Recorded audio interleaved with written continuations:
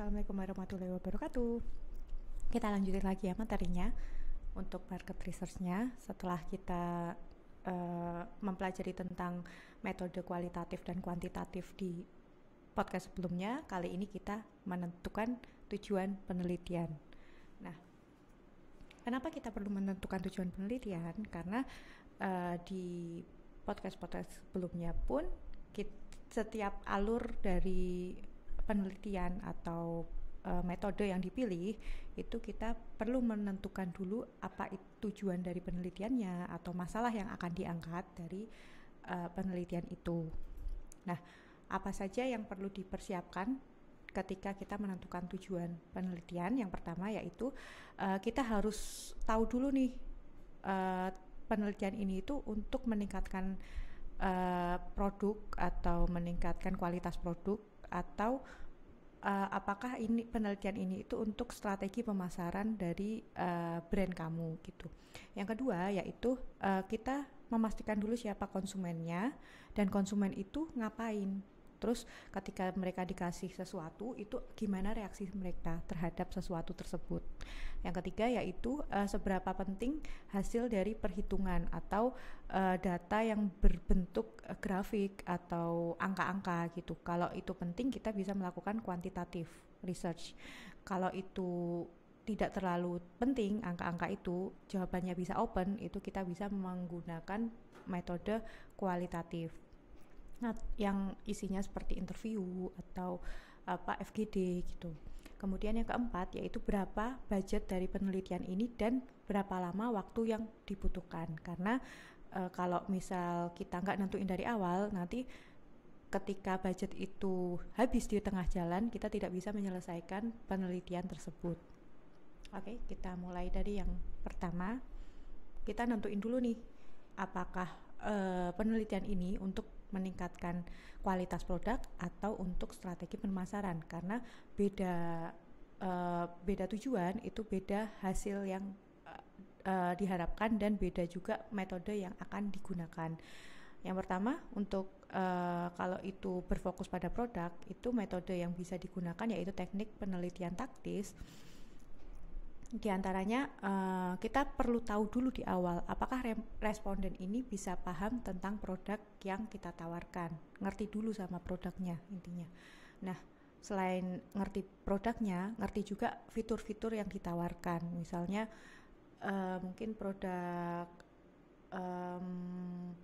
baju gitu ya, baju, terus habis itu bajunya ini kelebihannya apa gitu, mereka tahu dulu, kenal dulu. Misal Uniqlo gitu, Uniqlo itu kelebihannya itu mungkin bajunya bisa awet bertahun-tahun gitu.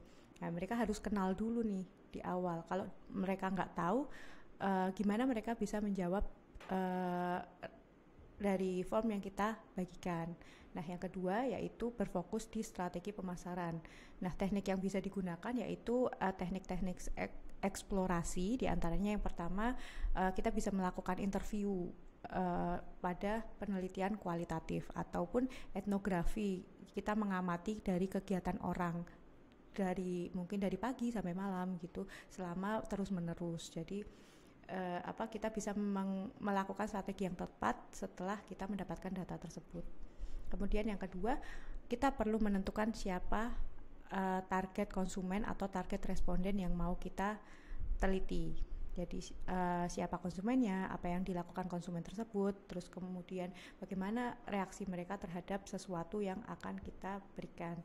Yang kemudian untuk segmentasi pasar itu kita bisa melakukan penelitian kualitatif. Seperti pertama kita perlu melakukan membuat market persona dulu. Jadi kita gambarkan dulu secara objektif seperti apa gendernya, terus penghasilannya, pekerjaannya dia apa, terus dan lain-lain. Semakin spesifik semakin baik. Kemudian kita bisa melakukan observasi dari perilaku objek yang udah kita buat di market persona tadi.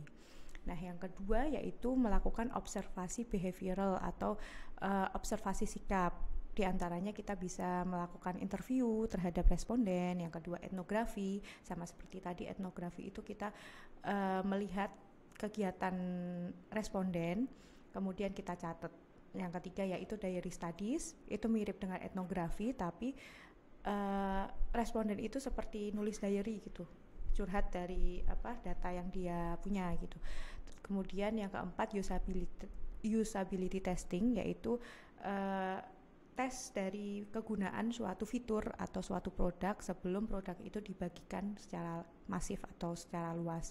Kemudian kita juga bisa melakukan pengukuran reaksi dari responden, diantaranya yang pertama menggunakan FGD. Jadi kita misal punya suatu produk, terus habis itu kita cobain ke mereka, atau misal kita mengangkat suatu topik, terus kita lempar ke sekelompok responden gitu. Terus kita bisa juga melakukan social listening atau mendengarkan keluh kesah dari responden gitu. Jadi dicurhatin sama responden gitulah. Dan yang ketiga biometrics, pengambilan data yang tiap orang itu pasti punya ciri khas masing-masing gitu. Terus yang ketiga itu kita perlu menentukan seberapa penting sih hasil perhitungan, apakah penelitian ini mau menggunakan metode yang A atau metode yang B gitu. Nah, kalau perhitungan itu penting, itu berarti kita berfokus pada data angka gitu ya. Jadi kita perlu melakukan pengukuran statistik, bisa dengan SPSS, Smart PLS, dan metode-metode lainnya.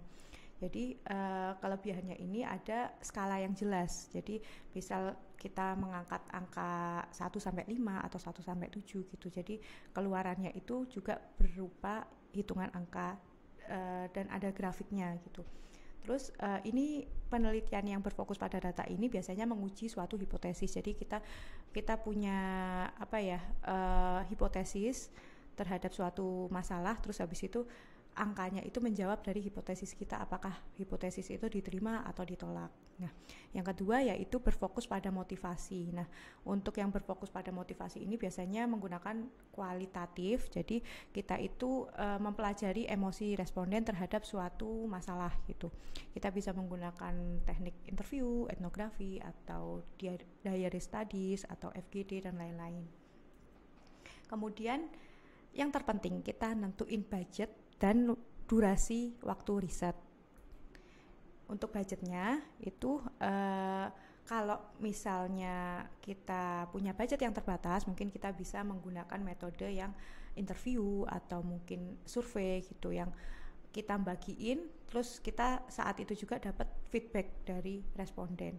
Kalau etnografi atau e-tracking gitu kan budgetnya besar ya, kayak etnografi itu kita misal berbulan-bulan ngikutin atau stalking orang gitu kan.